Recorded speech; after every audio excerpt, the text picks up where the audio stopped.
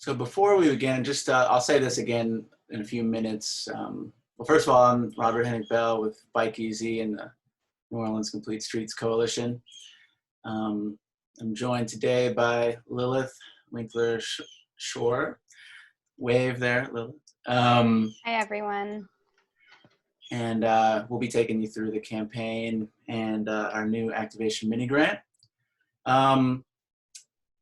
To everyone here, because it is a webinar, and this being our first webinar, we're still, I have, and I'm sure everyone here has participated in others, but still figuring out all of the little, wonderful little details about hosting a webinar. So what we're going to do is introduce what we're talking about, give you an update on the campaign for the New Orleans Complete Streets Coalition, go through the details of the activation mini grant, and then we're going to have a Q&A about any questions or comments you may have towards the end. So what you can do is in the chat as we go through, if you have questions or thoughts, feel free to just add them into the chat as we go. And when we get to the Q&A, we'll make sure to try to answer everyone's questions and thoughts or things they'd like to see. So it is 12:03 now. And also I would ask for folks in the chat as well, maybe put in, what organization you might be affiliated with, what part of town, what you're interested in, what brought you here today. That would be great and helpful to us. So it's 12:04, so we'll try to keep this to an hour, so I'll get started. Again, my name is Robert Henig Bell. I'm with Bike Easy. I'm campaign manager, focused on advocacy. What we do at Bike Easy to make biking, walking, and transportation safe and accessible for everyone in the New Orleans region. And we help to facilitate and lead the New Orleans Complete Streets Coalition, where we have a bunch of different members, which I'll show you in a moment. And I'm joined today by Lilith Winkler-Schor of Algiers Economic.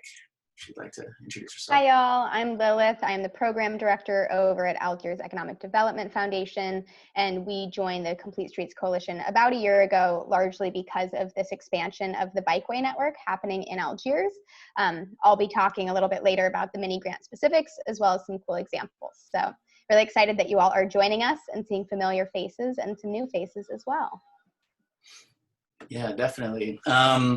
So part of what we are doing with our campaign, with the coalition, we're really focused on community engagement with residents, with businesses, with all sorts of groups and individuals in New Orleans to make sure that they understand, that they get a sense of what we mean when we talk about complete streets, what that means as far as mobility in general, mobility for themselves and their individual lives, but also for the broader community and what it means for every sort of person to get around town. So we're trying to educate folks about the benefits of, our roadways being made more safe and accessible for people walking, people biking, for people riding transit, for our sustainability, how water is, a big piece of how our roadways should be designed and rebuilt, managing the water that we deal with here in the New Orleans area going forward.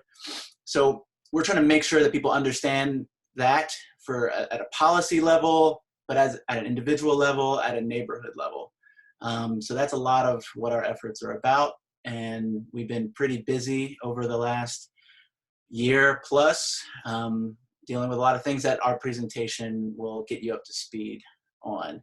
But today, specifically, we're really focused on our brand new activation mini grant, which Lilith has taken a leading role in and is going to explain that before we circle back to it in more detail later. Oop.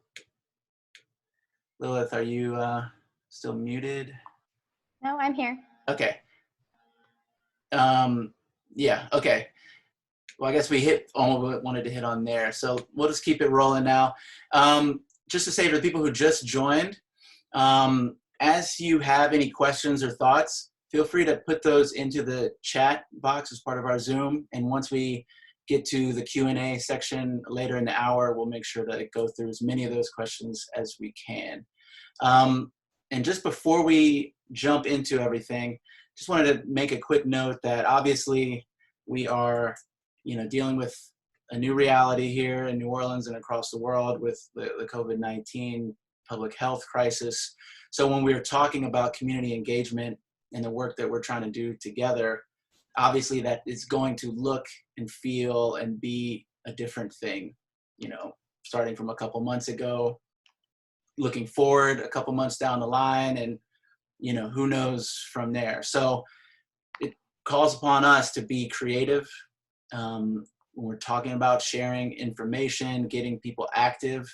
We really still want to do that, both at Bike Easy and with other members of the coalition. I know we all want to keep people healthy and active, but we're going to have to be a little more thoughtful, thinking new and out of the box about how we do that still as a community, but respecting everyone's space and doing our utmost to lift up public health in New Orleans and the broader region.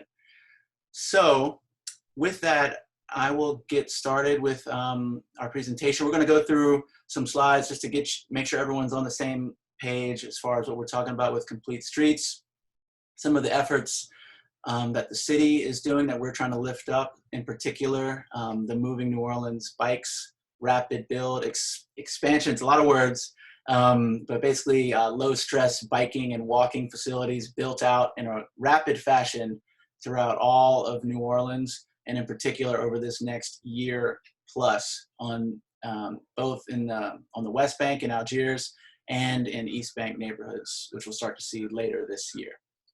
As the city is now starting to say, they're rolling out a new slogan for their work, which is "the work continues," because a lot of construction and infrastructure projects are going to be able to proceed. That's one of the pieces of work that still can proceed. So I will start our presentation right now. Give me one quick moment. Okay.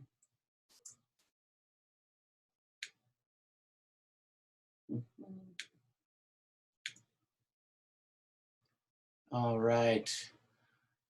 Okay. People, are you seeing the screen effectively? Yeah? Okay, great. All right. So this is what our campaign is all about in New Orleans with the Complete Streets Coalition. Actually, I'm gonna show one quick other thing first because I skipped a step. So hold on one second, y'all. I apologize. Webinar stuff here.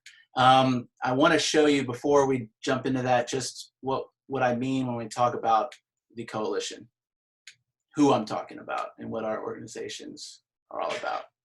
So this is our website for the New Orleans Complete Streets Coalition. And this has been up for less than a year now, but you've probably seen some of these ads around town. Our More Safety, Less Stress, which is really trying to give people an idea, a concept for what we mean when we talk about low stress biking, protected bike lanes, rapid transit prioritization, and other elements of Complete Streets. And I'm just scrolling down to show you some of our member organizations that are part of the coalition.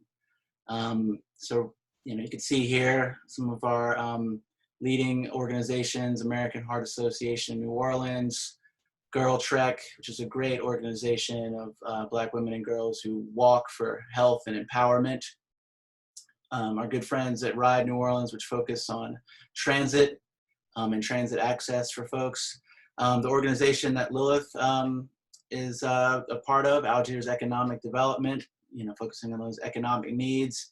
And I think at this time we have like 26 organizations, local organizations that are a part of the coalition that are all involved in this campaign effort, outreach, education, and trying to build up grassroots support for these efforts.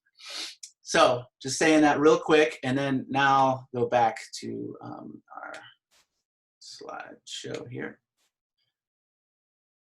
I'm hoping everyone's seeing what I'm seeing. So this is what we're trying to do. We're trying to share with people the benefits of improved biking, walking, and transit infrastructure and what that means for individual and community quality of life in New Orleans. And it's all about mobility and we're trying to solve a lot of different mobility challenges for different residents across town. And that comes in lots of different shapes and sizes. When you're talking about mobility, you're talking about all the different ways in which we travel. So it's our issues around driving, our drunk driving issues, the fact that year in, year out, New Orleans is a dangerous place to just simply be walking down the street. We think of a lot of car crashes and bike crashes, but most often fatal crashes tend to involve pedestrians. Well, I don't know about most often in all cases, but certainly within the city limits, pedestrians walking down the street, we rank incredibly poorly. And that is also related to all of our biking issues as well. And this graphic here just shows some of the inequities related to that. This is from Bike Easy's report from 2017 of where the crashes are occurring when people are biking all around New Orleans. Hey, Rob, we're still stuck on the first slide. We're seeing the back end of the slideshow instead of the. Oh, okay. Thank you. Thank you, Dan. Okay. Let me go back to. You have to click back to present mode. Back to, okay. Yeah. Apologies. Let me see. Are folks seeing a map now or no? Yes. We're seeing a map, but we're not in your present mode. We're still in the back end. All right. Can you click present one more time right next to the share button? That is what I did click. I guess what I can do is this full screen in addition. Is that good or is that still not great? Rob, we're seeing, do you have multiple screens open? No? I don't know. Yeah, we're seeing it with like all the slides on the side still. Okay. Apologies, everyone. We shall get through this. Yeah, click present from beginning and see if that will take us to. You're still seeing slides on the side, huh? Yeah. Okay.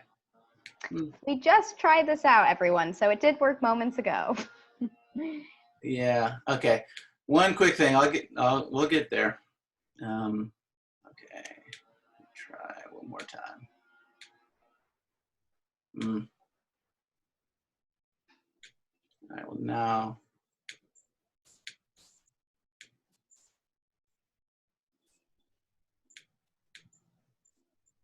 Still not doing it, huh? Well, I tell you. How about I just, are you still, if you're seeing the stuff, it's okay. Yeah. If you're seeing the bulk of what's going on here. Okay, so if people can focus in on here, this slide just shows, the sort of inequities that we deal with when we deal with bike crashes around the New Orleans region. And it's just pointing out the simple fact that most crashes are occurring in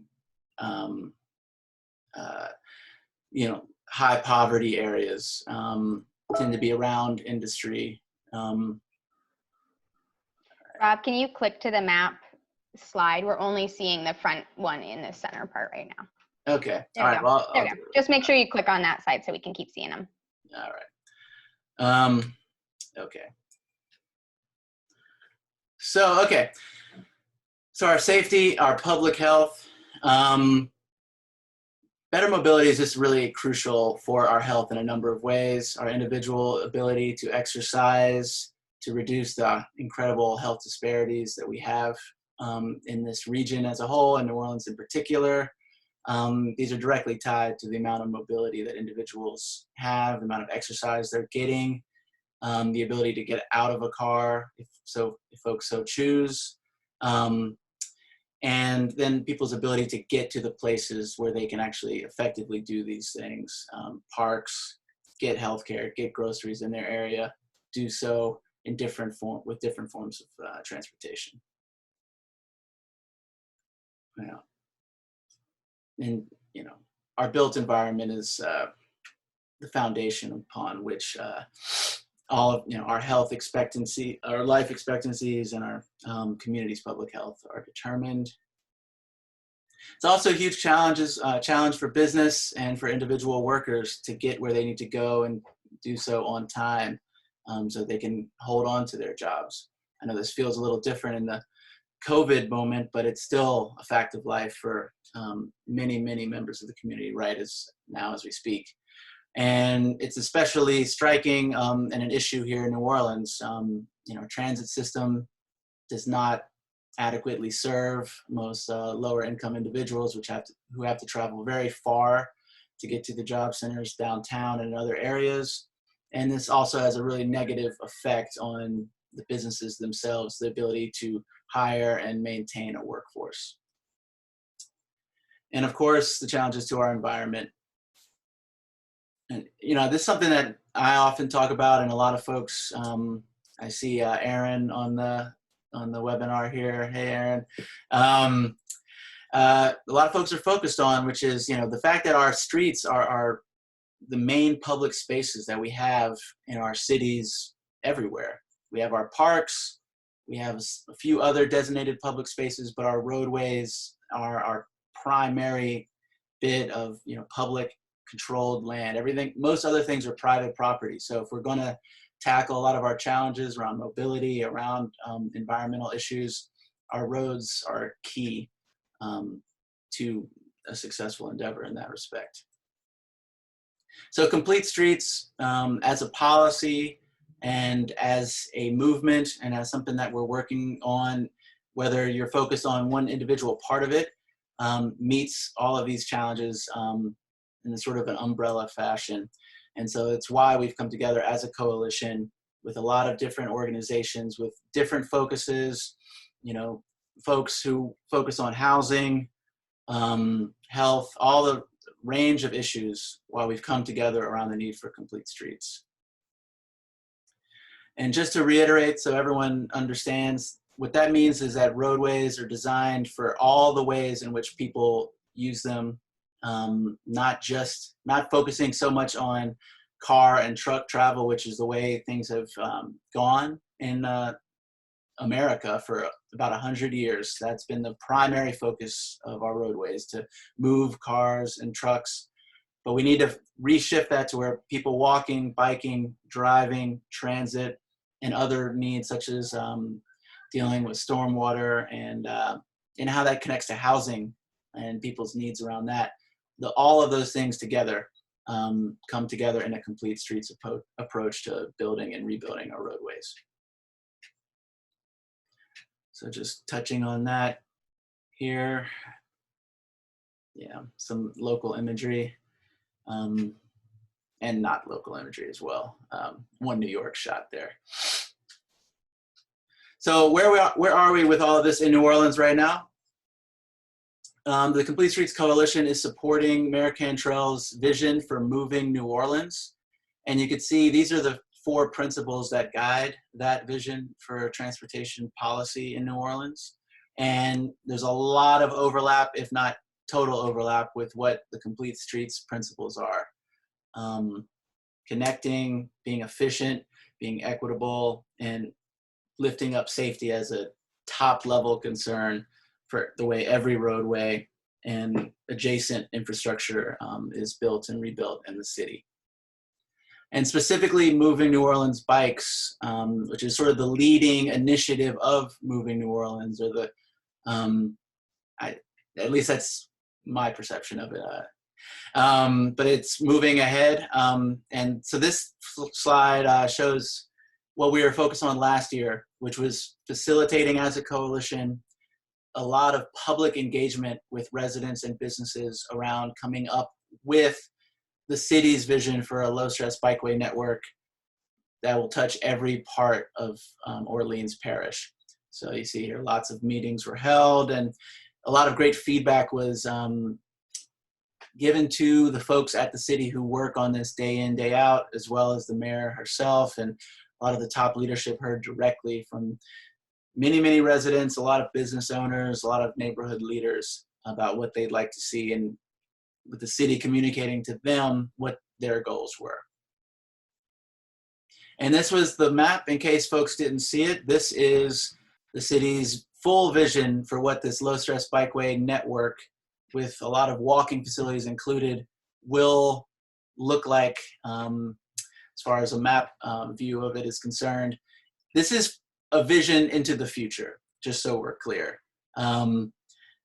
This year right now, they are in construction of a rapid build section of this map. So a big down payment on what you see here in front of you that is focused largely on Algiers and some neighborhoods surrounding downtown.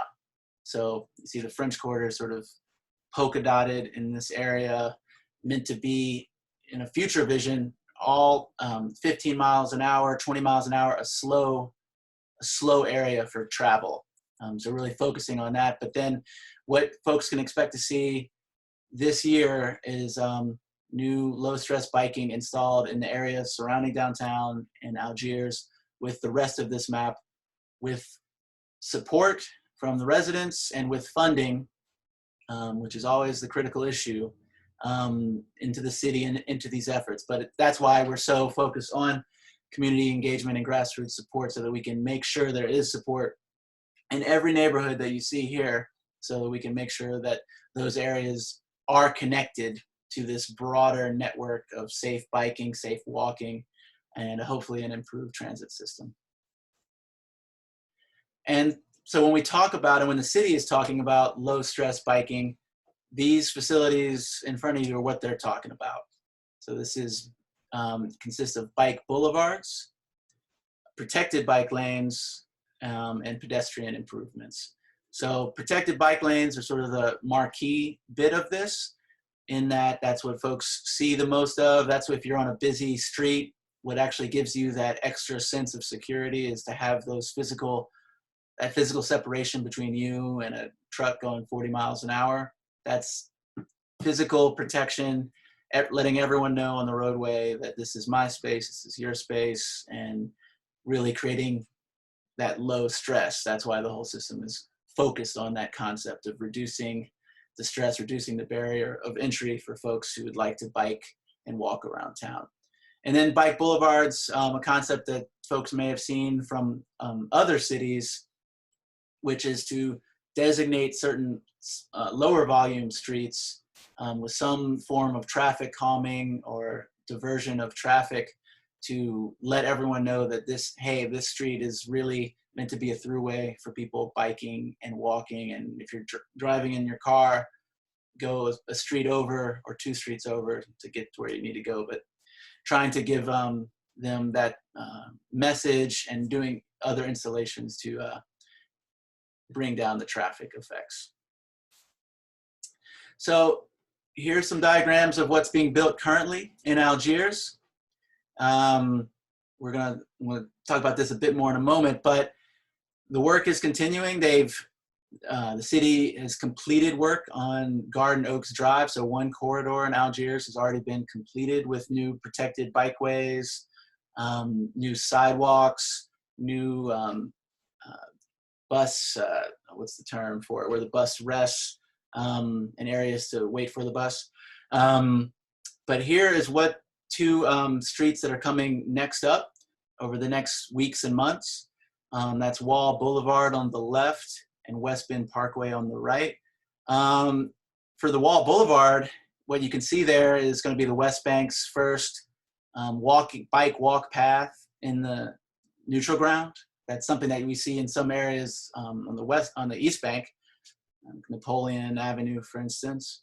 But this is going to be a new one installed on Wall, in addition to further protected bike lanes that you see there on the right side of that image, and high visibility crosswalks. And then on this other image, you can see the protected bike lanes next to the curb on West Bend Parkway with additional high visibility crosswalks. So this is these are the facilities that are going to make up this network. And they are happening as we speak. So just to let everyone know, this thing is really happening. In Algiers, this network is being built. You can see the highlighted portions on the left-hand side of the screen, and then the construction schedule on the right. And you'll notice that it's all concluded by September. So the Algiers portion of this low-stress bikeway network, you know, fingers crossed, good weather. Hopefully, you know, we don't have a hurricane year. Again, I'm knocking on wood here, but this thing's moving forward fast. So this is part of the reason why we're meeting today, to make sure that we're going to get local residents and businesses in Algiers aware, using these facilities. I'm sure I know there's a lot of kids pent up in houses all across Algiers that hopefully can get some enjoyment out of this, get to the park, do all those sorts of things. So it is happening, and it basically is summer now, and you know, Algiers network is being built. Just wanted to show y'all real quick, just an example on the street, not in a map or overhead view of the sort of thing we're talking about. This is actually a street, Marconi Drive, that was recently renovated with complete streets infrastructure and facilities. And as you can see in this image, it actually wasn't in horrible condition as a lot of the streets throughout Orleans Parish tend to be. This one, before they got to it, this is the before shot. The pavement was actually fairly in a okay condition, but you see there are still major problems dealing with the fact that this is right alongside Delgado, a lot of college students who want to bike to school. No dividing lines between traffic, car traffic, bike traffic. They could all just be anywhere on this street. You know, issues around stormwater control. And then this is what it looks like after. So we have a floating bus island here to where everyone riding the bus, wheelchair, different accessibility issues, those are taken care of. Other markers just for the folks driving on the street. Hey, this is your lane. This is, you know, the lane next to you. But look out for these people biking. Here's where they're supposed to be. Here's this new signage. Here's a great place to rest, to wait for the bus. And I know there's stormwater designs along that corridor. I don't know all the details with that, so maybe Aaron can chime in or someone can chime in with that. But we're really happy with this. If you go down Marconi along City Park, it's really a great, spacious, beautiful place to bike, super low stress. It will decrease your stress to bike along Marconi, so I really recommend it, or to walk alongside it, and now to catch the bus. So this is the sort of thing we want to see more of. And just a quick note about where we're at with public perception around these issues in New Orleans. People do understand the need for these improvements. You know, people know that walking across the street is a dangerous thing in a lot of places in New Orleans, and we know that we have too many crashes. So we have some polling data just to highlight some top line findings from that. You see here, 85% believe of local residents here believe that everyone deserves many safe transportation options as possible. So people want the option. They want it for themselves. They want it for their family members. They want it for the workforce. They understand it's a priority, that it should be a priority. And then some other really strong supportive numbers here. People understand why protected bike lanes offer real support, real comfort. And this one speaks directly to protected bike lanes helping the sense of security for drivers. It allows people driving to know that people biking have their own space, so they're not going to just, you know, mosey on over into my lane as someone driving. It gives them peace of mind, gives everyone peace of mind to have those designated spaces. And so the next, the middle one kind of speaks to that as well. And a number that I really grab hold of is that 68% number, that more people, 68% of folks feel like they would bike more if there were more protected spaces to ride. And, you know, so when you think about the stereotype of people biking, it's like young guys kind of zooming around. You know, we want to see more women, more senior citizens biking around, biking to the park. And a lot of the polling data suggests that we will see that, and we'll see more kids biking to school, something we don't see a lot of in New Orleans, if people actually feel secure with these new protected bike lanes. And just a quick note, it's my last little piece here before I hand off and we talk more about the grant. This is a lot of what we've been doing the past year, which is engaging residents through a multimedia campaign.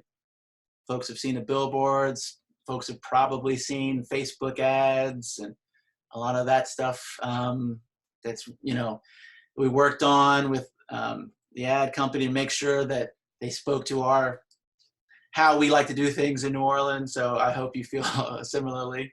A lot of canvassing door to door, a lot of making calls to supporters. We try not to just cold call people. We try to call folks we know want to engage with us. And so we're going to be doing more of that. But canvassing door to door is going to be something that's going to be pretty hard for us to do in this new era with the COVID crisis. So we're trying to find new ways, more effective ways to move forward with this work.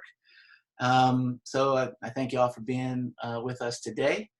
And now we're going to talk about the mini grant. I'm going to hand it over to Lilith. Awesome. Thank you, Rob.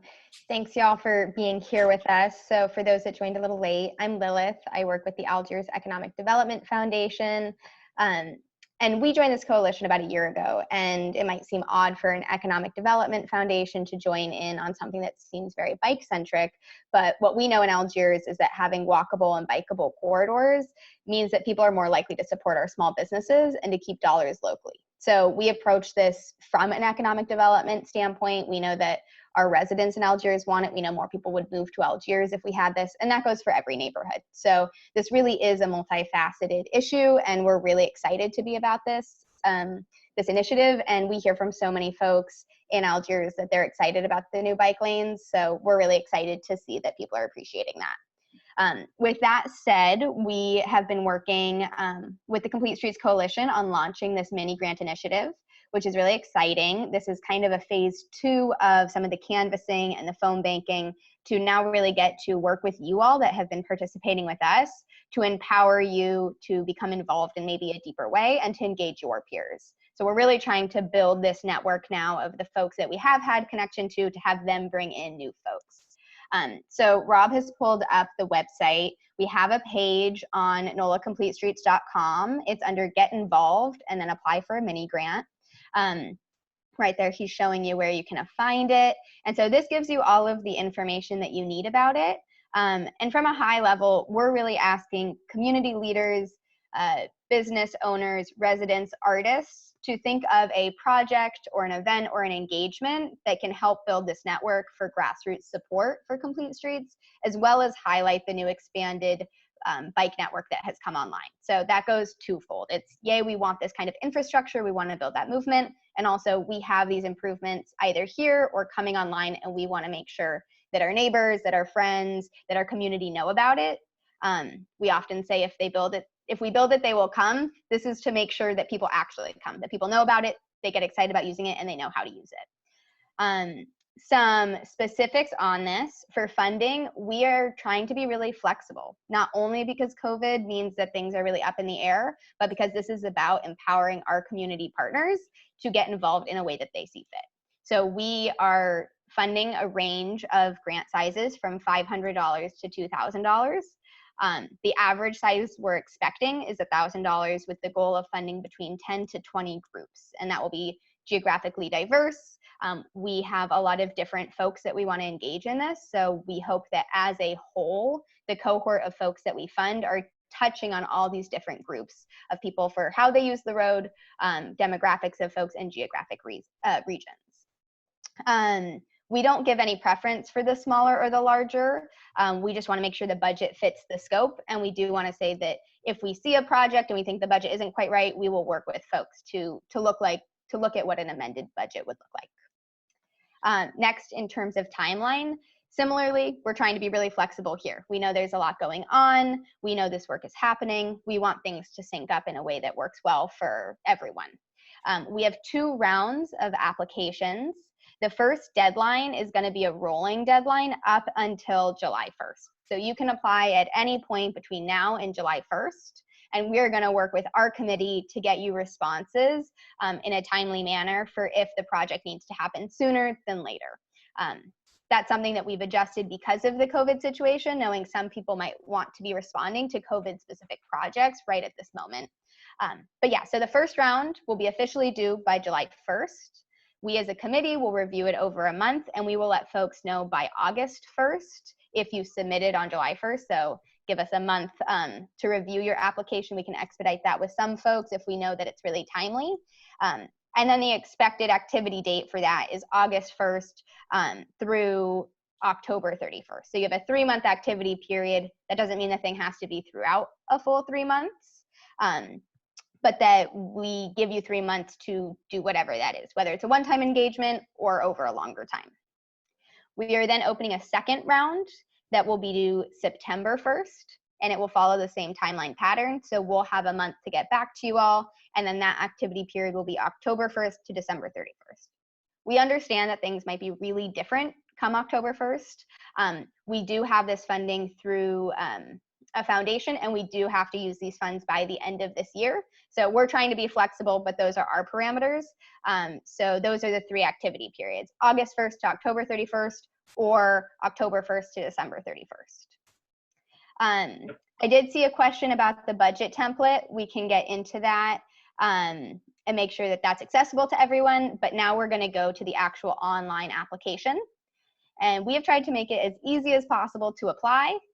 So there's a Google form. There's also a downloadable paper form if you would like, but we're hoping everyone will use this online form. The first page is what we just went through, and then some basic information. So we need your name, your email address, contact information. The affiliated organization is if you are thinking about applying on behalf of a group, whether that's a neighborhood group or maybe a fraternity chapter or a church, that you would write in what that affiliated organization is. You don't have to be a part of one, but that helps us understand who you're doing this with on behalf of. Similarly, website, social media accounts, that's optional if you think it will help us understand where you're coming from. All right, Rob, can we go to the next section? Perfect. So page 2 then is about your project idea. We want this to be succinct. We don't need you to write a novel. We need us to get a good enough idea about what you're thinking. And these questions are really meant to help you think through what a project might look like. So briefly describe your project idea. Think about how will this project build awareness and promote education around complete streets and or the low stress bikeway network. If you are geographically in an area that aligns with that map that Rob showed earlier, talk about how that will connect with some of the new bikeways and pedestrian improvements coming online. Then we want you to list any key names of individuals. So whether that's you as a lead, whether that's you, your partner in a small group, the key thing here is we want to see what capabilities do you all have at the table to make this thing happen. Doesn't have to be grand, can be a list, but let us know where you have your expertise. Next, give us a brief timeline so we can get a sense of when you want this to happen, how long it will be. And then geography, where is this going to take place? List the neighborhood and the address, as much information as you can give about that. This is really a place-based initiative, so let us know about the place that you're doing it at. So then advertising and promoting your project. How are you going to let people know? Here, if you have community affiliated networks, definitely highlight that. If you've worked with folks before that you're trying to reach, tell us how you've worked with them. We want to have confidence that what you're putting forward is something that will work and that the people will come and that you understand how you're going to get people engaged. So this last checklist thing, as we said, we want this to be a really holistic narrative around who our streets are for. So your project does not need to touch on every single one of them, nor should they. That probably would be a little bit too watered down of a project. but we want to make sure that when we're selecting in the end, that we can say we are investing in the whole picture. So think about who your constituents are, who you're working with, who you represent, and then let us know what aspect of the street you want to focus on. Is that how drivers interact with walkers? Is that how commercial drivers will use this new infrastructure? Is that about biking? And then tell us about who you think you'll be working with. And the key here is we wanted to pull out some groups of people that often get overlooked in this narrative, whether that's senior citizens and youth, or whether that's our lower income populations or women riding bikes. We want to talk about how the people that often aren't represented in this kind of work can come to the table and learn about this infrastructure and can feel more comfortable and seen within this narrative of complete streets. Then we have 2 more questions on this page. Tell us more about who your project would engage and how you expect people to participate. Is that showing up on an individual day? Is that something online? Is that a passive or an active interaction? And the last question is, what do you expect participants to take away from your project? And this here is really a mental exercise for you all too. In designing this project, what's the impact you want it to have, and what will come of it? And that will help us understand what your goals are that you're trying to achieve. So those are the questions for us to understand your project. And then the last page is just a budget upload. So I think Mo pointed out here that he didn't see the budget line. See the budget link on the website. We'll make sure that's linked if it isn't already. But you have the option to upload that or to make a digital copy. And so we have the template that you can click. You can do your own version, but we just want to make sure that it's really clear for what something like this should look like if you haven't worked with a budget like that before.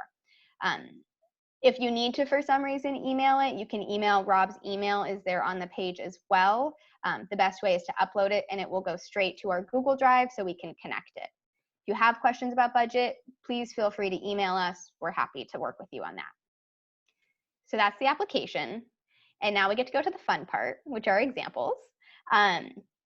And so we pulled some local examples from our coalition members. We pulled some local examples from other folks, and then we have a couple of national examples, but we just wanted to get folks thinking about some of the ideas. There's a really broad way to engage folks, and so to think about some ideas of what this would look like. So our first example is the White Cane Walk. And so Lighthouse Louisiana is one of our coalition members, and I believe we have someone from Lighthouse Louisiana on the call. But they work with folks that have blindness. And so a big part of how they come to the Complete Streets Coalition is advocating how folks with different disabilities and different abilities would approach our streetscape. And so what they did is they did a white cane walk for RTA officials and had them to catch a bus and to navigate the public transportation without their eyesight. And this is huge. This would show folks who maybe don't have this experience how they need to adapt their policies and their procedures. And this is a really light infrastructure way. It's a walk, you get to navigate through a neighborhood, and it focuses on folks with different abilities. So we really loved this example. The next one is from our coalition members, Friends at the Lafitte Greenway. This is a part of their project Ephemera, which is to activate the Greenway. And this here individually is an art piece by Brandon Juan Certain called Plastic Garden, which was a part of a larger art project where they selected 5 artists to do temporary art installations along the Greenway to bring more folks to the Greenway and think about how they would use that space. So maybe you want to catch people's eyes on the new bike lane or the new sidewalk, and maybe art is a way that you could engage that. Next, we have our lovely members, Girl Trek. They are a walking club focused on Black women and girls. And this last year, in September, we hosted Let's Move Forward Algiers Fest as a kickoff for all of this. And Girl Trek volunteered to lead a walking tour of the upcoming improvements. So that at that point, we hadn't had any of the improvements built yet, but it was to let residents know and folks in the area know about what was going to come online. So on the right, you can see a little walking tour map, and they managed to touch some of the bike boulevards, new pedestrian amenities, and talk about what was going to come. This one you may all have seen recently. This was a project between the City of New Orleans and then Faubourg St. John Neighborhood Association, and this was a temporary intervention called Slow Streets, and it was to test out what it would look like for Moss Street along the bayou to be essentially a bike boulevard with only local traffic access. So it was to give priority to bikers and walkers in the street and to cut off driving to the folks that lived around the area. It was 2 weeks long. If you haven't caught it yet, it's going to be up until Monday, and then it will close down. And this was kind of an engagement experiment between the neighborhood association and the city to see how residents might interact with this, what it feels like, see if there's support for it. Next is a project from Batcher LLC with St. Anthony Green Streets that Aaron actually championed, who's on our call. And this was a series of viewing boxes to highlight for residents what coming green infrastructure improvements would look like on a street. So you can see Aaron's lovely handiwork on the drawing on the right side, but we had cypress trees and irises and local plants coming to that area to absorb water. And that can be a little bit abstract. So this was a way for, as you see here, a student looking through the box and being able to see in real time how that neighborhood street was going to change. So maybe this is a way, if you live in an area that won't have the improvements for a while, to illustrate what people can expect so it's less surprising when these changes come. Then we have two national examples. The first is a magic carpet mural. This is in Charlotte, North Carolina. They have a very cool rail trail, which I think is like 6.5 miles long. And they hired muralists to paint bikeway specific murals. We are not advocating for anything in terms of permanence. This is about temporary, the budget isn't there, permitting isn't there, but how can we use temporary murals or chalk or those kinds of things to enliven new infrastructure, to make people excited to use it, to see that that space is somewhere separate from what it used to be. And then also that was a community painted project. So the artist designed it and then community members engaged in painting it and making it a reality. This last one is a personal favorite of mine. This is from the city of St. Paul in Minnesota, and they have a very cool sidewalk poetry program. So it's actually a contest where poets will submit poems.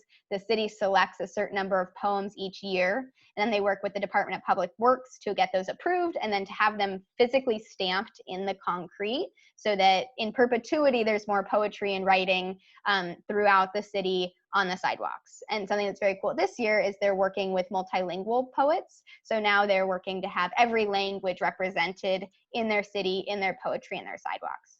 Again, we're not going for permanence, we're going for something temporary, but how could you engage, say, young people or senior citizens to think about how the road works with their life, maybe submit poems, and then again, thinking about chalk or temporary paint or a temporary way to put that kind of verbiage on the street to make it so it's something fun to walk through your neighborhood and see what people are thinking about these things. So I just ran through all those examples really fast, but want to leave time for questions. All of that to say is there are endless numbers of ways that you can engage with our streetscape. You can engage with different folks that are using our streets, and we want to hear what great ideas you all have in terms of what you think will work with your neighborhoods, with your community, about how they would be excited to activate the street, especially in this time during COVID when we know that people are inside, but being outdoors can be really safe if we're doing it with the appropriate masks and distance, but that our space is really important to us right now. So how can we build community, activate our public spaces, and celebrate that we are moving forward as a city with this infrastructure? So I'm gonna end there. We have 10 minutes for questions. As Rob said, you can submit questions by putting them in the chat box. And you can also unmute yourself and ask a question if that works better. I'm gonna let Rob handle the Q&A. But thank you all. Thank you for sticking with us. Thank you, Lilith. I'm just now that I've stopped sharing my screen, being able to look at the questions here. Would someone like to lead off with a question, then I'll go through? I think Rob also just unmuted everyone. So if you individually mute yourself, if you're not asking questions, that will help with feedback. And then just unmute yourself when you're ready to ask a question, and we'll know to give you the floor. Or the beginning of the graduation. Well, all right. come on, I'm gonna go back to the muting thing. Okay, looking for, oh wait, here we got a question from Alan. I'm trying to unmute you. Yeah, there you go. Okay. I saw on one of the trails, the examples that were given, you had the looking box or something that people looked in and kind of get a view of what the plan of the projects would be.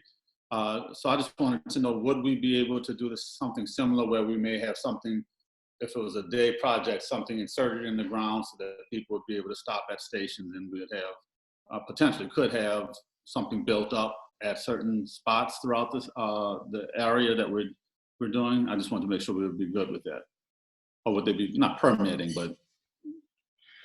Yeah, so I think with several of these projects, there will be a question of permitting. That's something Rob and I talked about. So the Moving New Orleans Bike Initiative is an initiative from the city, and we have really great relationships with the folks that are in this department. So we are happy to serve as technical assistants in making sure that that communication happens to get approval for those sorts of things. We can't right now say that anything's doable, but we are happy to facilitate those discussions. So in that case, if you're thinking through a situation in which you're saying, okay, I want to paint on the road, or I want to do a viewing box, or I want to do this setup, submit the application so we can see your idea. And then with that, we can get an understanding of what we will need to do to support you in getting the right permitting or the right approval, or to get that set up. So we're really here to help make sure these things are happening. Just make sure you're thinking through the whole context of the idea, right? Think about, we would need approval for this, or we would need your help in this and that helps us understand. Yeah, I would just say, Alan, that is definitely highly possible. You know, obviously private property concerns, and then just roadway safety. I will tell you that, you know, over the last few years, the city has become more and more open and understanding and appreciative of these efforts. So unless there's a real obvious safety concern, if your budget and your concept is sound, I think there's a lot of reason to think that we can move ahead with those sort of projects. Aaron, since that was a project that you were leading on, do you mind telling us what that looked like from working with Batcher and the city? Of course, that was a part of a city-led initiative, but what did that look like for you all? Sure. It was part of the city's Gentilly Resilience District, and we didn't actually ask for permission for those viewing boxes. So that I'm not sure that's the answer you wanted me to share, but we put up 5 of those, 4 of them in neighborhood parks that are owned officially by NOCSC. We have a good relationship with them, but we felt like if we were careful with the siting and explaining what it was more important for us to communicate with the neighborhood residents what those boxes were. So they're very clearly labeled, and we made sure they were placed in out-of-the-way locations where they would be highly visible and of use, but not in the way of somebody trying to play soccer or something like that. And they were up for a week, and the design of them were, you saw the 3 metal poles. They were designed to be inserted to be stable enough to last a week and people bumping into them. But at the end of the day, it was a really light touch. When we removed them, you couldn't tell they'd been there. And I think that's something else we want to emphasize is the temporary nature of this, whether that's a physical thing or whether that's a series of events. This is meant to be the starting place of engagement. We know the budget isn't there to do something super duper grand. We think you can do a lot of really cool things within this budget, but I think to Aaron's point, a week of having a viewing box up is a lot less scary for folks, whether that's residents in the neighborhood or the city, in terms of whether or not they're making a serious commitment by approving something popping up. All right, great question, Alan. Anyone else have a question? Oh, wait, hold on. Mary, there you go. Yeah. I do have a couple of questions. I'm really in support of many of these changes that you're talking about, but I think it's very important to have real community input, which has not always been the case. 2 major cases in point right now is what was done to Marconi and what is being done to Moss Street right now. And this causes a lot of stress and a lot of antagonism by the people being impacted when they don't feel that they are being asked for input at all. Like I went to all the community meetings last summer about all the bikeways, and those meetings really drew only bike riders. They did not really get the general community input, which I think was a real problem. And I just heard something in your presentation a little while ago. One of the ways you're getting input is by calling supporters, which automatically gives you rather skewed input that you need to think about. Case in point about Marconi, I really feel many of the neighbors felt that the more viable and less, shall we say, disruptive alternative would have been to put a bike lane in the middle of that very, very large neutral ground. Yet no one was asked for any input on this, and all of a sudden all those changes were done. And myself as a bike rider, I don't find that great. I find the way it's set up crazy, to be perfectly honest, but that's just me as an old-time bike rider forever and a day. What's been done on Moss Street is that there was a mention of this several months ago. I forget, it was in the middle of the winter, and immediately we were told by council members, this is not going to happen. And then poof, all of a sudden it pops up again. It's very frustrating. Yeah, Mary, I do hear your concerns. I would just say that the city is, I think, trying to get better at the community engagement process. We push them on that all the time. We ask them to, have you gone out? Have you gone back? You know, who have you heard from? You know, it's a work in progress with that, but I do think they are getting better. And, you know, they're trying to make sure they're taking information online via the website, the Moving New Orleans page. They have pretty active social media accounts. You can reach out via social media, you know, to the mayor herself, to the Office of Transportation, to Road Work NOLA is another good series of accounts to reach out to. But I hear you, you know, they need to be better, and we need to facilitate more conversations. As far as the coalition goes, you know, we have limited resources, so we try to go out and reach people. And then once we've reached out to them, if they want to get involved, we try to reach back out and then bring them on board and to do good activities together. But I hear you. So I think we'll just, you know, take that in mind. And I tell you, I will share this with the city, your concern. But, you know, please stay engaged, and we'll just keep working on them. Could I mention one more thing? Can I do a quick piggyback on that, and then I'll let you add one more thing, Mary? I think another thing is that this is the very kind of program that we want to bring those folks who feel like they want to be involved in the conversation but haven't been, to be involved in that. So if there are residents, you know, we have drivers as one of the sections of this mini grant that we're interested in talking to about how to engage drivers who maybe aren't bike riders or don't walk as much to understand how a street works for everyone. So if you can think of this as a tool to engage those folks you're having conversations with about what they would like to see, that's another application that we would be really excited to see as well. And I guess that is one other thing, is that so many people that have lived in the city for their lives know that we do not have the traffic issues that other cities do. And that's because we've always had alternative routes. And what's potentially worrisome to many people is by making too many roadways that become bike boulevards or just protected bike, whatever you call them, roadways for bikes only, is that this is going to impair, you know, the smooth flow of traffic throughout the city. And when you think about the elderly, the mobility impaired, mothers with children, et cetera, there are some individuals that have got to use automobile transit. And, you know, to block them in, again, it raises a lot of people's angst. It really does. And I just hope y'all take that into consideration. No, thank you, Mary. I can tell you they do think that. There's still a lot of car advocates at the city. You don't have to worry about that. And they have these traffic studies to make sure that, you know, nothing is going to upset the amount of volume that a certain street has. But again, thank you for that, really. Just we're at 1:01 right now, but I would like to stay on for another couple of minutes if folks have any more questions, especially about the grant in particular, or about anything else related to the campaign. Folks who don't have their cameras on, you can also, I think, you know, raise your hand, do all these interesting webinar features. So if you have in about 2 or 3 weeks, so if folks are interested but weren't able to make it, sorry, were you trying to say something, Rob? No, go ahead. So just if you know of someone that might be interested but missed this, let them know that we're still reaching out to folks.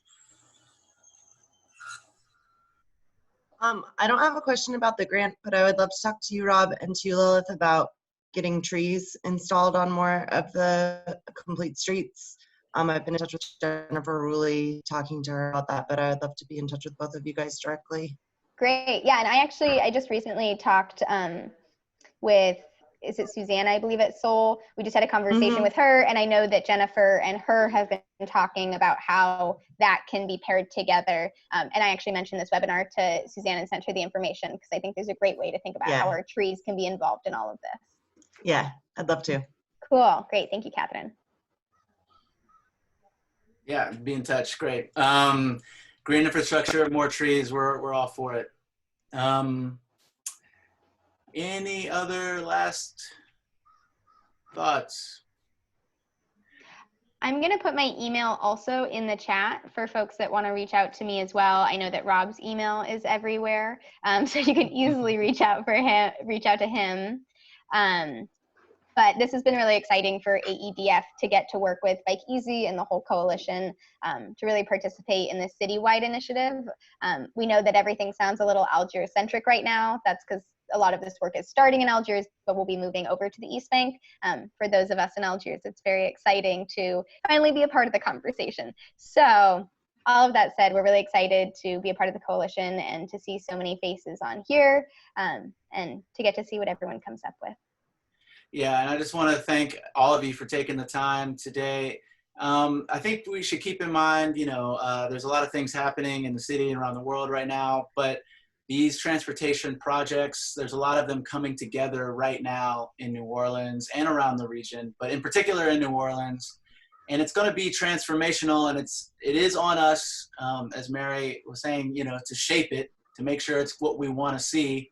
But this is, there's going to be a lot of benefits that come about from having more connected, more equitable ways to move around town that are affordable and that do a lot of things for a lot of folks. So stay engaged with us, write myself or Lilith, or feel free to call us if you have our numbers, but definitely email. And we'll look to be engaged going forward. And all that, maybe we can go on a bike ride sometime. So thanks, y'all. Really appreciate it. Thanks, y'all. Thank you.